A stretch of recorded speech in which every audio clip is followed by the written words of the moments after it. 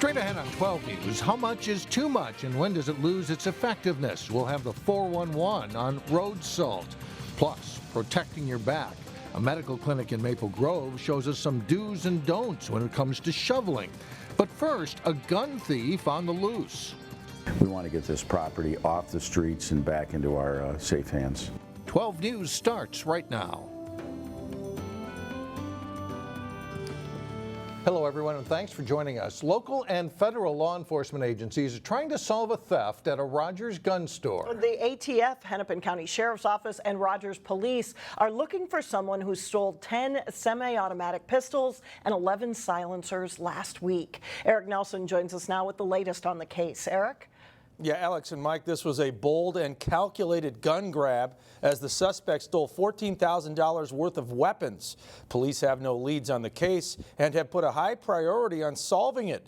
The thief targeted 45 caliber semi-automatic pistols made by Colt, Springfield, and Kimber, and silencers for 22 and 30 caliber long rifles. It's baffling because the silencers can't be used on the pistols. We don't really know what his market is.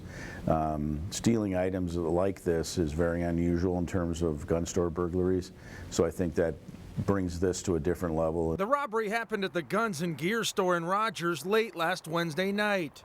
The only clues law enforcement agencies have are from this surveillance video.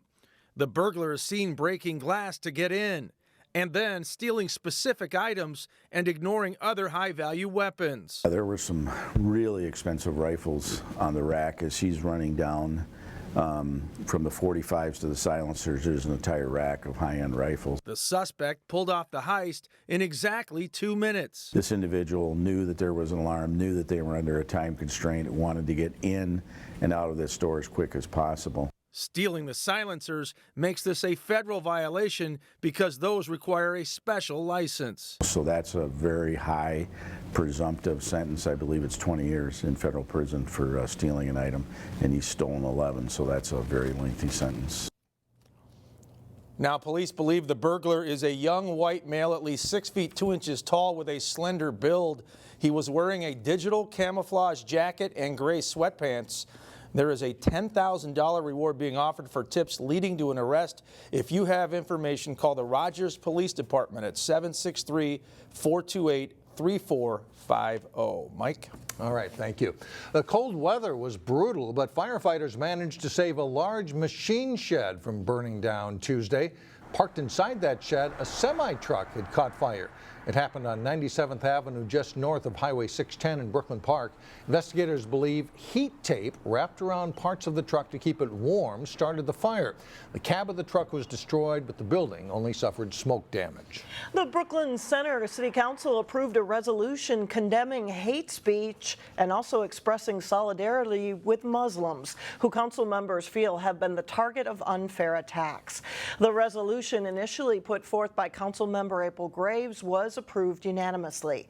Councilmember Dan Ryan says the resolution simply affirms the council's commitment to the equal protection of all of its residents. A Brooklyn Center Council member, meanwhile, bid adieu to her colleagues after serving in public office for the last 5 years. She leaves believing the city is in good hands. I'm constantly elated by the deep loyalty that we have among our employees, and I think that that is in large part due to really good hiring on the part of the city manager. Lin Myszkowski initially won a special election to serve on the city council and then was re-elected to a 4-year term. In Brooklyn Park, 2 longtime council members also said goodbye, but not without recognizing the achievements made in the city. It was the last council meeting for Central District Council member Mike Trepanier, who was first elected in 1996, and also East District member Peter Crema, who has served since 2009. Both men have seen significant development changes in Brooklyn Park, most notably around Highway 610 and the expansion of Target's northern campus. Both men say they've learned a lot serving the city's diverse population. When I was out knocking on doors, I really did enjoy talking to people. And if you listen, you hear a lot. And people help you understand things better.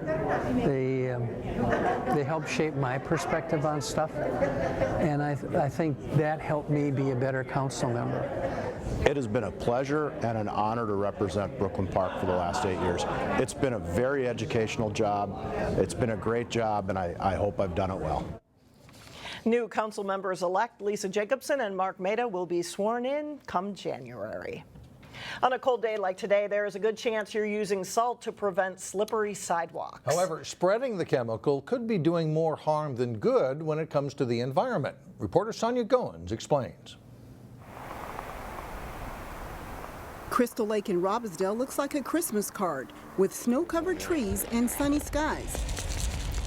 However, a common chemical is threatening the winter wonderland. A lot of people really overuse salt. They think more is better. The Minnesota Pollution Control Agency says high levels of salt are damaging Crystal Lake. We have collected some chloride data from Crystal Lake here, and we found several samples that were above the threshold, so above the level of chloride that's safe for aquatic life. Shingle Creek and Sweeney Lake also have high levels of sodium chloride. The ice-melting substance is toxic to aquatic life. At really high concentrations, it can cause death, but even at low concentrations, it can cause changes in the diversity of the species you see in the lake. It can change their ability to reproduce. Every time you sprinkle salt on sidewalks and streets, the runoff goes right into waterways. There's no way to remove it. So the rain gardens or the stormwater ponds that we see that collect a lot of our runoff will not remove chloride. We all need to do our part to protect rivers and streams. If salt or sand is visible on the sidewalk, it's no longer working. It's best to sweep it up to prevent it from going into the waterways. And if you do use salt, a little will go a long way. This small cup, which is an 8-ounce cup, is enough salt to de-ice a 150 square foot area, which is equivalent to this parking stall. However, on days when it's 15 or below, you might want to skip the salt altogether. It's not going to melt, it's going to waste money, and it's going to harm the environment. Sonia Goins, 12 News. The pollution control officials say the more salt we use, the more likely the chemical will get into our drinking water. And once it's in drinking water, it is very expensive to treat and remove. As the temperatures drop, the volume of calls for furnace repairs usually goes up. Around 150 calls have come in since Monday to this Crystal heating and cooling business. Most common problems are igniters that need to be replaced or a flame sensor that needs to be cleaned. At around $4,000, a furnace may be one of the most expensive things in your home. And running your furnace longer doesn't hurt it, but deferring regular tune-ups and maintenance might. What is hard on the equipment is neglect. So the furnaces are built to last 20, 25 years right now on average. If you're getting 10 years out of a furnace and you're having problems, it's probably not uncommon. It's just a maintenance thing. Things will break. Changing furnace filters regularly and scheduling an annual tune-up are the best ways to keep your furnace running properly. A business that's more than 125 years old is on the move to something new in Maple Grove. Schuler Shoes plans to move from its Main Street location to a site where there's currently gravel pits. The new building will go up east of the future village at Arbor Lakes, which is under construction. The third-generation owner of Schuler Shoes says it will give his business more exposure once everything in that area gets built. You may recall the village at Arbor Lakes is a large-scale project located at the northeast corner of Hemlock Lane and Elm Creek Boulevard. It'll include apartments, hotels, and restaurants. After nearly 6 months of work and delays due to wet weather, a half-mile section of Douglas Drive has reopened. Hennepin County completely rebuilt the street between Duluth Street and Medicine Lake Road. Now it's on to phase 2. Beginning in January, Douglas Drive will close just south of this area. It's all part of a 2-year project to improve safety and traffic efficiency. Total cost is about $20 million. Well, coming up, the winter chore that could send you to the doctor's office, what many of us are doing wrong when it comes to shoveling. And then a little bit later in sports, a small school power in girls basketball in the area hopes for another good season. But first, the positive to Wednesday's weather will have peaks of sun. The downside, It will feel like minus 25. This past weekend, Mother Nature, of course, dropped several inches of snow on the Twin Cities. It forced homeowners to bundle up and break out the snow shovels, but as Elaine Cleveland reports in today's health check, if you're not careful, that chore could send you to the doctor's office. When a winter snowfall hits the Twin Cities, the act of shoveling is a necessary evil for people who don't have snowblowers. But if you're not careful, it's something that they haven't done, all summer. You could end up at a place like Park Nicollet Rehabilitation Services. We see a fair amount of people, especially new in the season, that come in for low back pain because they've been shoveling. Jill Kerber is a physical therapist with Park Nicollet, and she says that when it comes to shoveling, it's easy for people to overdo it. Either they're using poor mechanics, so they're bending too much or twisting, or they do it for too long of a period. They're not taking enough breaks, and they're not warming up before they do it. When the snow is heavy and wet, that's when shoveling can be the most taxing on a person's body, resulting in back pain if you're not careful. So what you don't want to do is necessarily go just lay in bed for the next 3 days. Movement is always good. Motion is lotion for your body. Of course, the goal would be to avoid injuring yourself while shoveling in the first place. To do that, she recommends getting in a squat position, lifting with your legs, and pointing your toes in the direction you want to throw the snow. You don't really want to get your shovel way out far from you, because this is going to be a lot heavier than if you keep the shovel close to you. Another important tip is to use a shovel that fits your body. The snow shovel should come up to your chest. If it's too low, you're going to end up bending a lot more, just to get the shovel down. And again, if it's too long, that weight is just going to be out too far. Bottom line, snow is an inevitable part of the season, but sustaining an injury while shoveling doesn't have to be. I think you want to be prepared. In Maple Grove, Elaine Cleveland, 12 News. Another important tip to keep in mind while shoveling is to pace yourself. Take frequent breaks, drink plenty of fluids to prevent dehydration. All good advice. Well, coming up, Santa Claus seen on a Ferris wheel. But first, hear from a former Hopkins volleyball star who has helped lead the University of Minnesota to the Final Four. John Jacobson has that and much more coming up next in sports. Minnesota has become a hotbed for volleyball. The University of Minnesota is back in the Final Four, and Hopkins graduate Samantha Seliger-Swenson is a key cog in the Gophers machine. Here's Jay Wilcox with more. It's been a great ride this season for Gophers sophomore setter Samantha Seliger-Swenson and her teammates, with one more act to go. Yeah, I think we're ready. I think, we always say our best is yet to come. So we've really kept that motto in mind. Even at some of our best matches, there's still room for improvement. And I think that mindset has really helped us improve throughout the season, because we want to keep going up instead of, plateauing or peaking at a certain time. Former Hopkins star Seliger-Swenson earned all region honors as the Gophers beat Missouri and UCLA last week to advance to the Final Four. Having it at home sure didn't hurt. Yeah, they've been huge. They've really provided us with a lot of energy, a lot of, motivation and inspiration. They all know volleyball really well and they support us. So during the long rallies, they're really involved and they definitely boost our energy. Minnesota is 29-4, and the only non-Big Ten loss was early in the season against Stanford, their opponent in Thursday's semifinals. Yeah, they're a very physical team. They have a lot of really tall girls. They have really great defense in the back row. I think that if we can just play our game and focus on, learning their tendencies, but also just playing Gopher volleyball is really going to help us. Sam was named Big Ten Setter of the Year, and she's meshed very well with a strong group of hitters. Yeah, I have a ton of confidence in every single one of my hitters. I think everyone can get the job done, and that's going to be really important going into this next match, is knowing that we have that great rhythm, and that's something we've developed over the past couple months, and just having that confidence is really going to help us. It's down to 4 teams left with a shot at the title, and the Gophers are ready to take a swing at a championship. Jay Wilcox, 12 Sports. The Gophers are having a final practice at home Tuesday before leaving for Columbus for the Final Four this evening.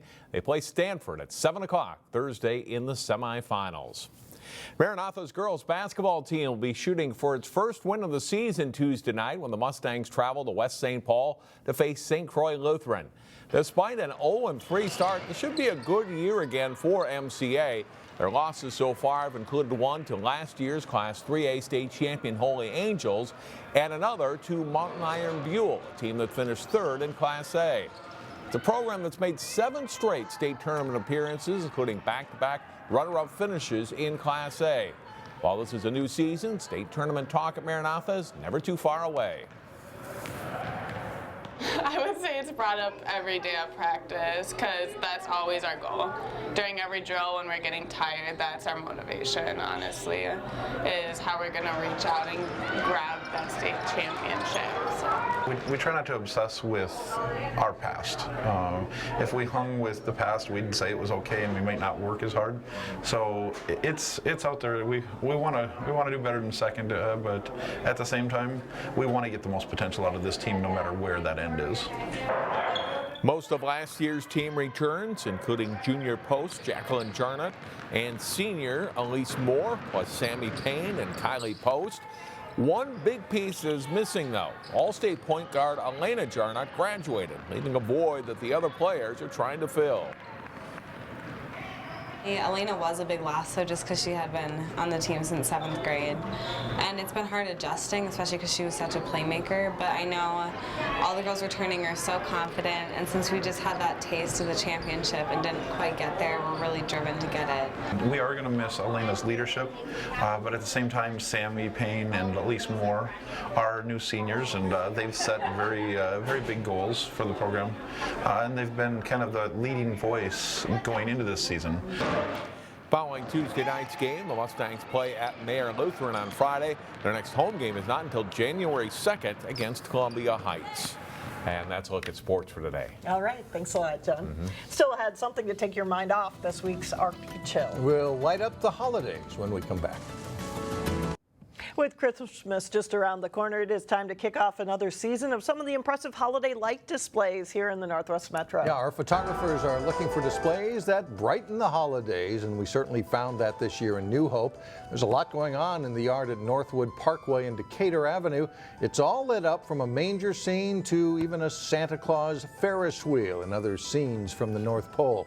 And if there's an outstanding light display in your neighborhood, email the address to us. You can do that by sending it to news@12.tv. And I bet you a lot of people got these things put up maybe a couple weeks ago before it got so cold When it was still mild. That's right, if you were smart, right? Exactly. Thanks for joining us, everyone. We will see you back here again on Wednesday, starting at 4 o'clock.